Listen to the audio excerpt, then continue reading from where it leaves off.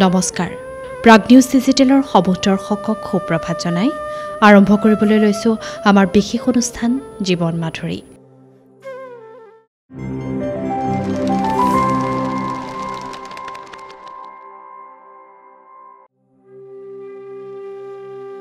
শ্ৰীমদ ভাগৱত গীতাত মহাভাৰতৰ যুদ্ধৰ সময়ত ভগৱান শ্ৰীকৃষ্ণই অৰ্জুনক দিয়া শিক্ষাৰ বৰ্ণনা আছে।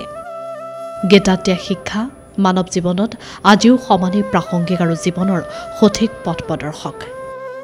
গীতাত 18টা অধ্যায় আৰু 700টা পদ আছে, য'ত ধৰ্মৰ পথ অনুসৰণ কৰি এজন ব্যক্তিয়ে জীৱনটো সফল আৰু সুন্দৰ কৰি তুলিব পাৰে। জীৱনৰ সকলো দ্বিধা আৰু সমস্যা সমাধান গীতাত পোৱা যায়। গীতাৰ শিক্ষা পালন কৰি এজন ব্যক্তিৰ জীৱন সলনি হয় আৰু প্ৰতিটো কামতে সফলতা লাভ কৰে বুলি বিশ্বাস কৰা হয়।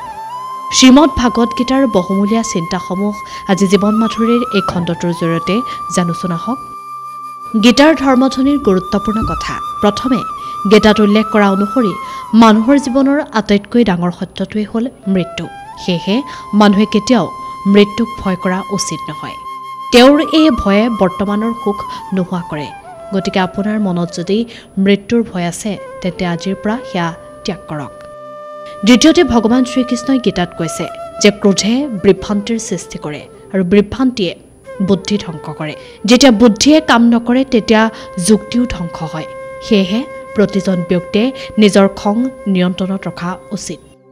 তৃতীয়তে শ্ৰীকৃষ্ণই গীতাত উল্লেখ কৰা মতে কোনো ব্যক্তিয়ে নিজৰ কৰ্তব্য পথৰ পৰা আঁতৰি থকা উচিত নহয়, কাৰণ কৰ্মমুক্ত জীৱনে এজন ব্যক্তিক পথভ্ৰষ্ট কৰি তোলে। যদি আপুনি জীৱনত আগবাঢ়ি যাব বিচাৰে তেন্তে সদায় নিজৰ কৰ্ম সম্পাদন কৰি যাওক। চতুৰ্থতে শ্ৰীমদ ভাগৱত গীতাত উল্লেখ কৰা অনুসৰি প্ৰতিজন ব্যক্তিয়ে নিজকে আত্মবিশ্লেষণ কৰা উচিত। ইয়াৰ দ্বাৰা এজন ব্যক্তিয়ে নিজৰ গুণ গৰিমাৰ বিষয়ে জানিব পাৰে।